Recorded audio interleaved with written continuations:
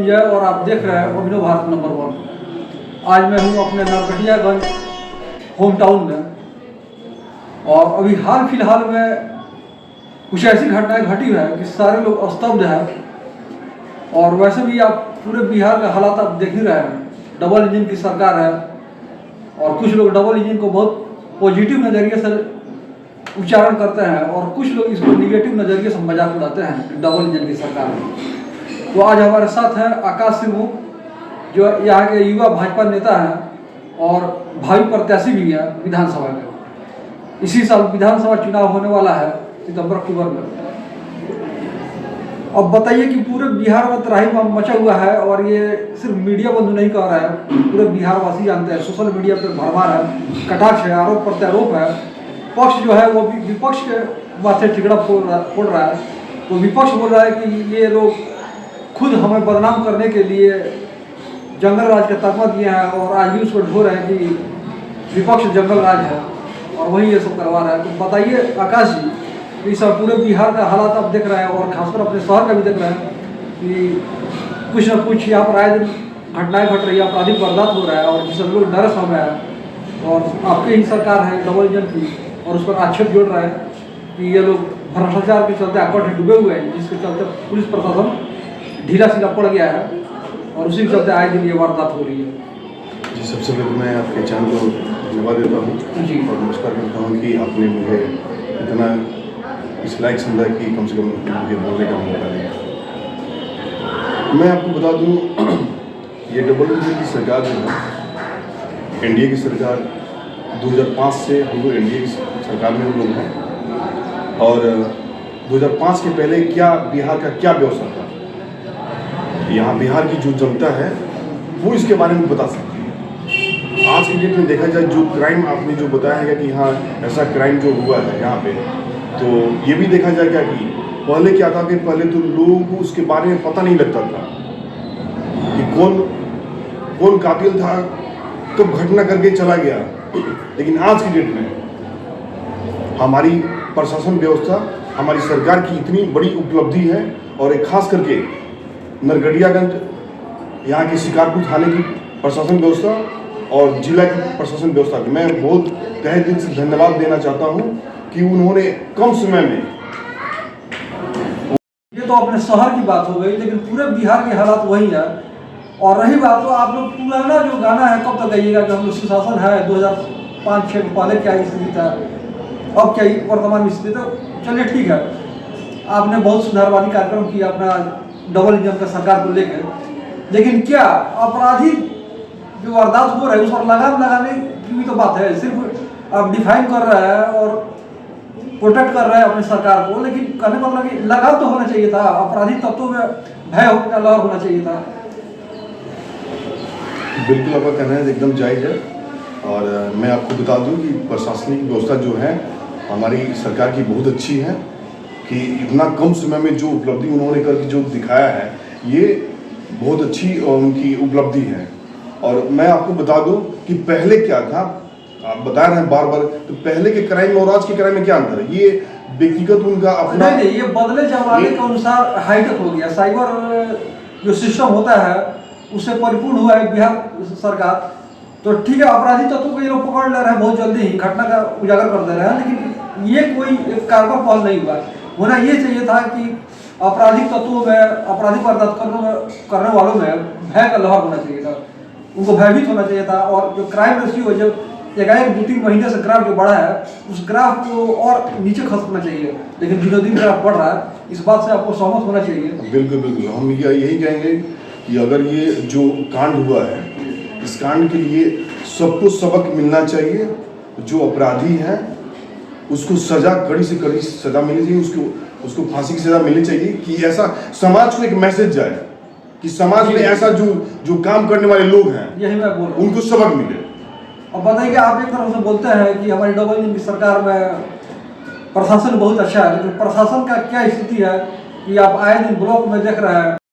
अब बताइए कि आप एक तरफ से दावा करते हैं, आपकी सरकार दावा कर रही है कि हम लोग प्रशासनिक जो लॉ एंड ऑर्डर है उसको बहुत हम लोग दुरुस्त रखे हुए हैं, लेकिन विजिलेंस विभाग देख रहे हैं कि आए दिन छापा मार रहा है और बहुत सारे करप्ट अधिकारी बरामद पकड़े जा रहे हैं और उनसे अकुत धन और जमीन प्रॉपर्टी आदि बरामद हो रहा है। तो बताइए कि कहाँ तक दावे में सच्चाई है आपकी सरकार की? बिल्कुल सच्चाई है। बताना है पहले क्या, फिर बोलेंगे पहले क्या था अभी क्या है। देखिए अभी क्या है ना, अभी जो क्राइम करने वाले लोग हैं या करप्शन करने वाले जो जितने सारे लोग हैं, आज की डेट में एक भी लोग जो है बचने का नाम नहीं है, मतलब बचेगा नहीं। क्या इसको ये समझना है कि अब चुनाव आया है तो आपकी सरकार जो है वो जग गई है, और इसके पहले ये 4 साल तक सोई हुई थी, अब चुनाव आ रहा है तो उसका फायदा लेने के लिए अब दिखावा तो नहीं हो रहा है? इसके पूर्व में भी बहुत सारी घटनाएं हुई है।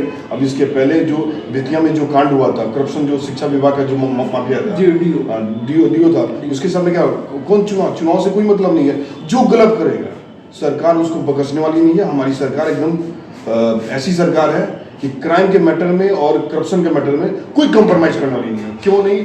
कोई खास अपना लोग हो या भारतीय जनता पार्टी का कोई भी, उसके साथ करप्शन में कोई कंप्रोमाइज नहीं। अब देखिए कि आपके जो जिला शिक्षा पदाधिकारी पश्चिमी चंपारण थे तो करप्शन में पकड़े गए हैं, बहुत सारा उनका खुद प्रॉपर्टी है। इस तरह तो बहुत सारे लोग हैं, लेकिन लोग पब्लिक जो है यही बोल रही है कि चुनाव आ रहे हैं तभी ये सब ड्रामा हो रहा है। एक राजनीतिक स्टंट है अपना वोट बैंक बरकरार रखने के लिए, क्योंकि शासन के सरकार में कड़ाई हो रहा है। 4 साल तक पूरा लूज पूरी व्यवस्था था। अच्छा, एक चीज़ और भी है कि बिहार में पुलिस इस समय बहुत बदनाम हो चुकी है। इसको पूरा अंतर्राष्ट्रीय जगत में प्रचार हो रहा है, मीडिया में हम देख रहे हैं, अंतर्राष्ट्रीय चैनलों पर आ रहा है कि बिहार की पुलिस आए दिन किसी को पीट देना, किसी को मार देना, झूठे केस में फंसा देना, ये आए दिन की बात हो गई है। अब डबल इंजन की सरकार है, और सबसे बड़ी बात है कि सरकार में मोदी जी दिल्ली में विराजमान है केंद्र में, तो ऐसे सरकार में, ऐसे डबल इंजन की सरकार में हम लोग मतलब असहनीय लगता है और सोचनीय लगता है कि आम आदमी, आम मतदाता जिनके वोट के बदौलत सरकारें बनती है, उनका उत्पीड़न किया जाए, और ये ब्रिटिश हुकूमत के जैसा माहौल हो गया है एक तरह से। ऐसी बात नहीं है, ये लोकतंत्र है। लोकतंत्र में सबको बोलने का अधिकार है। जो आप भी बोल रहे हैं ये लोकतंत्र का देन है कि आप भी बोल रहे हैं। अब आप उठा के देखिए चाइना की सरकार के खिलाफ में कोई किसी का हिम्मत नहीं है कि मीडिया का कोई कुछ नहीं बोले। ये हिंदुस्तान है, सबको अधिकार है बोलने का, सब कोई बोल सकता है। सरकार हमारी, अच्छा पब्लिक इतनी बेवकूफ़ तो नहीं है ना। पब्लिक जो हम अगर हम काम कर रहे हैं, धरातल की हम काम कर रहे हैं, धरातल पे काम कर रहे हैं, तो पब्लिक हमको वोट कर रही है, हमारी सरकार को कर रही है, पब्लिक वोट दे रही है। इसीलिए दे रही है करप्शन के मैटर में और कोई कंप्रोमाइज होने वाला नहीं। लेकिन रावत चाइना में तो चाइना रूल एंड रेगुलेशन के चलते वो टाइट रखता है। हमारे यहाँ क्या है कि कुछ और ही हिसाब से, और ही मानसिकता के हिसाब से देखा जाता है। चाइना में करप्शन नहीं है, हमारे यहाँ तो करप्शन है। करप्शन कहाँ नहीं है? करप्शन सभी जगह है, अपने काम करने का स्टाइल होता है। ठीक है, हमारी सरकार जो है काम कर रही है, अब बेहतर काम कर रही है, और आने वाले कल में भी काम करेगी। नहीं तो आप एक चीज़ और देखें कि अपना ही मैं शहर का ले रहा हूँ, यहाँ पर केंद्रीय राज्य मंत्री भाजपा से है, एनडीए से सुनील सांसद है, इसी शहर से दोनों आदमी है, और रश्मि वर्मा विधायिका है, भागीरथी भी इसी शहर में रहती है, लेकिन रामनगर क्षेत्र से विधायिका है। और एक और आदमी है वीरेंद्र गुप्ता जी, जो भाजपा वाले से है, विधायक सीटा बाटाटाल से। यानी कि इस शहर की खुश नसीबी है कि यहाँ 4-5 जनप्रतिनिधि हैं। लेकिन मैं अभी न्यूज बनाया था वार्ड नंबर 21 में, मैं देख रहा हूँ कि 4 महीने भी पूरे नहीं हुए और पूरा जो किसी सड़क है टूट के बिखर चुका है। नाली जो है, नाली का पूरा वही हाल है, पूरा धंस चुका है, टूट के सब चारों तरफ छितरा गया। अब बताइए कि करप्शन का आप बात बोल रहा है, और आपकी सबसे बड़ी बात है सुशासन की सरकार है, दिल्ली में आप लोग है ही, तो क्या यहाँ पर 5 जनप्रतिनिधियों के होने के बावजूद यहाँ जो शहरी जो विकास है तो उसमें गुणवत्ता नहीं झलकनी चाहिए? बिल्कुल झलकनी चाहिए। और मैं आपको बता दूं कि आपने जो बोला है ये बस उसके बारे में जो आपने बताया है, तो मैं आपको बता दूं कि यहाँ एक ही हमारे जो राज्यसभा सांसद हैं, उनकी बहुत बड़ी उपलब्धि है इस वाल्मीकि नगर लोकसभा के लिए। और माननीय अभी जो वर्तमान में हमारे एनडीए सरकार के जो यहाँ के सांसद हैं सुनील जी, उनका भी बहुत बड़ा योगदान है कि हमको तो लगता है क्या कि हम लोग स्वर्ण काल में हम लोग जन्म लिए हैं, क्योंकि यहाँ पे रेलवे में उठा के देखिए कि हम लोगों ने अपने लाइफ में कोयला का इंजन देखा, डीजल इंजन देखा, और आज के डेट में इलेक्ट्रिक इंजन हम लोग देखा है। तो इसको स्वर्णकाल बोले कि इसी एज में हमने सब चीज देखी है। वो भारतीय जनता पार्टी का देन है, एनडीए सरकार का। आकाश, ये क्वेश्चन मुझे आपसे पूछना है, जब आप स्वर्णकाल का बात बोले हैं तो रावण भी था, तो अपने राक्षस जनता के लिए सोने का घर, सोने का महल बनवा रखा था, और आपका स्वर्णकाल है तो इसमें एक सही से एक पीसीसी सड़क और एक पीसीसी नाली भी नहीं दिख रहा है। फिर टूटने के 4 महीने, बनने के 4 महीना 5 महीने में ही सब टूट के बिखरने लगता है। मैं आपको बता दूं कि आपने जो रावण का जो जिक्र किया है, तो मैं बता दूं कि उस समय भी नहीं, मेरे कहने का मतलब है कि जब आपके इतने सारे जनप्रतिनिधि हैं इस क्षेत्र से आपके अनुसार और स्वर्णकाल बोला है, तो क्वालिटी दिखना चाहिए यहाँ के इंफ्रास्ट्रक्चर में। क्या नगर परिषद पर या ग्राम पंचायत पर माननीयों का कोई जोर नहीं चलता है क्या? बिल्कुल चलता है, बिल्कुल चलता है। क्यों नहीं चलता है? सबका काम करने का स्टाइल अपना अपना अलग होता है। ये आपको बता दूं कि बिहार सरकार में जो है, बिहार सरकार में ये जो नगर निगम चाहे इसका जो चुनाव होता है, सारे पार्षदों का चाहे किसी का भी चुनाव, वो दलीय चुनाव नहीं होता, व्यक्ति विशेष का चुनाव होता है। ठीक है, अगर सरकार जो यहाँ भी बिहार में ये प्रोग्राम कर देगा कि हाँ ये दल के बीच से आएगा, चुनाव होगा, दल वाले ही लोग बनेंगे, तो काम करने का और इसका तरीका अलग होगा। और बताइए कि आपने जिक्र किया था रेलवे का, कि आपने स्टीम इंजन का भी दौर देखा है और इलेक्ट्रिक इंजन का भी दौर आपने देखा है, लेकिन बताइए कि वाशिंग पीट यहाँ से चला गया, कुछ ट्रेनें हैं जिसको अगले जंक्शन पे उसको डाइवर्ट कर दिया गया कि वहाँ से खुलने वाली है। राजधानी जो है पटना जाने के लिए मात्र एक ट्रेन है, उसको बगहा से किया गया है। और एक चीज़ और हमसे बताइए कि राजधानी में सारे पार्टी लोगों का सेंटर पॉइंट है, राजधानी होता है, हर राजनीतिक पार्टी का सेंटर पॉइंट होता है राजधानी। उसके बावजूद एक ट्रेन चलना, और वो भी बगहा से चलना अपने जिला से, ये भी कोई तर्कसंगत नहीं दिख रहा है। अब बताइए कि ठोरी भिगना ठोरी तक यहाँ से कितने सारे छोटे मोटे दुकान वाले नेपाल जाकर सामान बेच के आते थे। जीविकोपार्जन का एक जरिया था भिगना ठोरी, वो ट्रेन आज तक नहीं चला। तो बहुत सारी विसंगतियाँ मैं रेलवे में देख रहा हूँ, जिसका आप गुणगान कर रहे हैं अपने डबल इंजन का सरकार और माननीय लोगों का। क्यों मैं आपको बता दूं कि आप ठोरी ट्रेन वाली जो बात बोले हैं, तो ठोरी का जो है उससे जो ये है जंगल विभाग का जो है उससे बात, मैं आपको बता दूं कि ठोरी जो है अभी गोनाहा तक ट्रेन चल रही है, ठीक है ना। तो उसके आगे जो है अभी उसको वो भी प्रपोजल में चला गया है। जंगल विभाग जो है उससे वार्ता जो चल रहा था, लगभग फाइनल पे है। वो भी ठोरी में भी उसका काम लगने जा रहा है, ठोरी वाली लाइन भी बनने जा रही है। वहाँ भी जो आने वाले कल में वहाँ भी जैसे वाल्मीकि नगर में और फिर वहाँ पे गोरखसौर में जो बना हुआ है वो वाशिंग भी नहीं, जैसे लोग आने जाने का जो सुविधा है, रोडवेज से लेके सारे लोग का जो है वो सारा व्यवस्था वहाँ होने जा रहा है कि अब लोगों को दिक्कत नहीं होगा। भंसार जो है, भंसार भी यहाँ भी बहुत जल्द खुलने वाला है। बिल्कुल। और मैं आपको एक और चीज़ बता दूं कि आपने बोला है वाशिंग फीड नगरियान में पास हो चुकी है। मुझे लगता है कि आई थिंक 15 या 20 दिन के अंदर में वो भी काम होने वाला है। और ये जो नरकटियागंज जो है ये मॉडल स्टेशन है, इसकी घोषणा जो है मॉडल स्टेशन की हो चुकी है। ये इतना खूबसूरत स्टेशन बनने वाला है कि आने वाले कल में यह भी इतिहास एक रचने का काम होगा। आकाश जी, ये तो रेलवे की बात हो गई है, लेकिन यहाँ पर अतिक्रमण मजाक बन चुका है। अतिक्रमण का मजाक बनने का मतलब है कि इस तरह से मैं बोल रहा हूँ, यहाँ हाई कोर्ट से आदेश आता है कि अतिक्रमण को हटाया जाए, सब्जी मंडी जो है उसको अनियंत्र किया जाए, ताकि रेलवे स्टेशन का मुख्य द्वार उधर से ही सब्जी मंडी से ही हो जाए। लेकिन यहाँ पर देख रहे हैं कि कई सामाजिक संगठन जो है वो लोग कुछ इधर हो जाते हैं, कुछ उधर हो जाते हैं। कुछ लोग उसमें केस करने के लिए चल जाते हैं हाई कोर्ट कि उनका जो घर है वो लीगल तरीके से है। कुछ लोग ये दावा करते हैं कि उन्होंने अनलीगल तरीके से सब्जी का दुकान अपने घर के सामने लगवा दिया है। और इसी में पूरा जो क्या होता है कि अतिक्रमण नहीं हट पाता है, बात जस वित्त से रह जाती है। और पूरे मीडिया जगत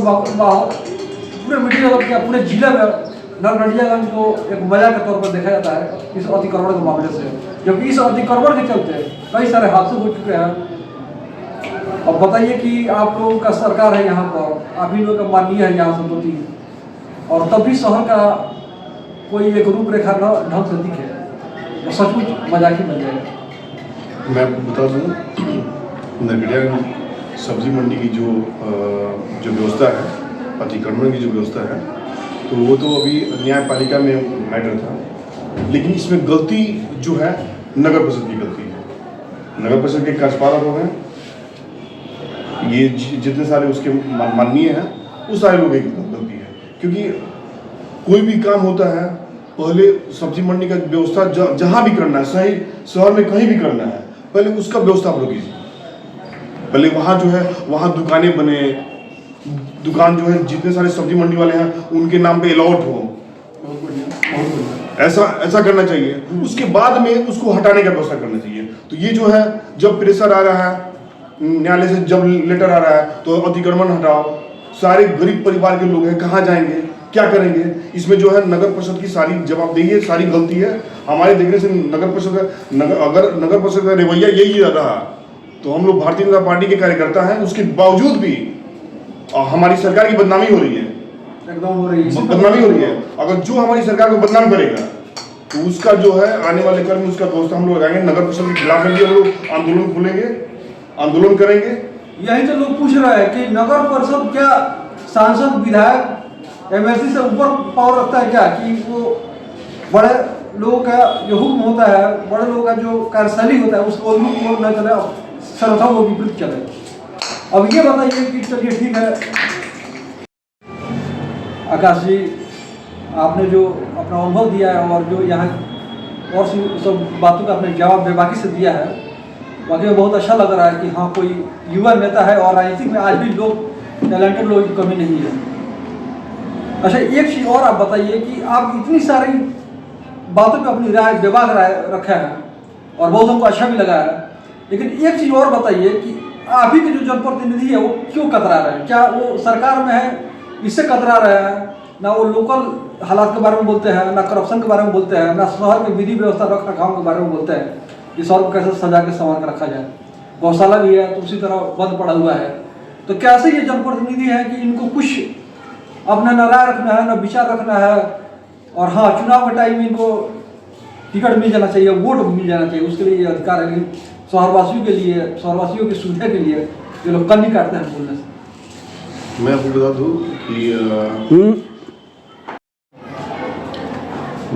दूं कि कौन क्या करता है उससे हमको क्या करना है। ये नरकटियागंज विधानसभा जो है मेरा गृह क्षेत्र हो गया और यहाँ के लोगों का कोई भी समस्या हो मेरा समस्या हो गया।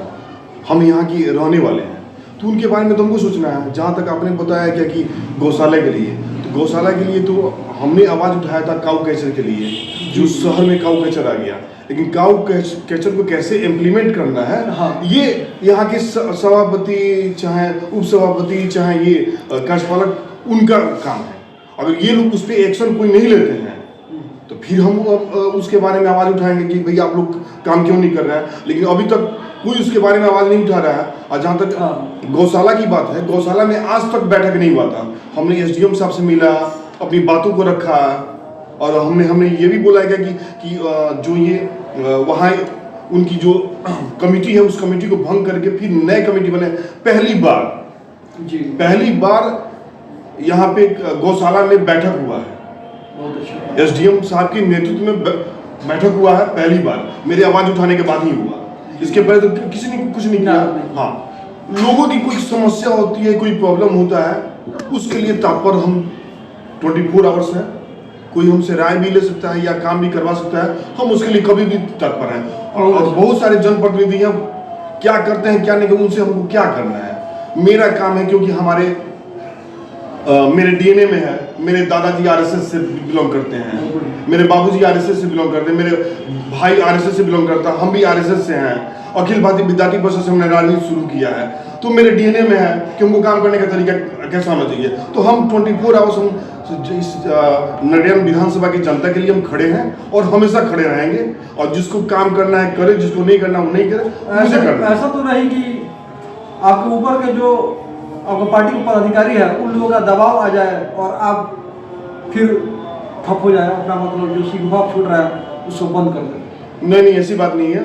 ऐसी बात नहीं ना है? नहीं नहीं नहीं, कारवा जो है चलता रहता है, किसी की एक की रुकने से चाहे कुछ करने से कुछ नहीं होता है। कारवा हमने जो है, कारवा का जो है पहिया चला दिया है, गाड़ी चला दिया है, बाकी काम चलता रहे, ठीक है। हाँ, ये मेरा ये चीज़ है कि इस क्षेत्र के लिए एक युवा वर्ग से हम बिलोंग करते हैं, मुझे भी काम करने का मौका मिलना चाहिए।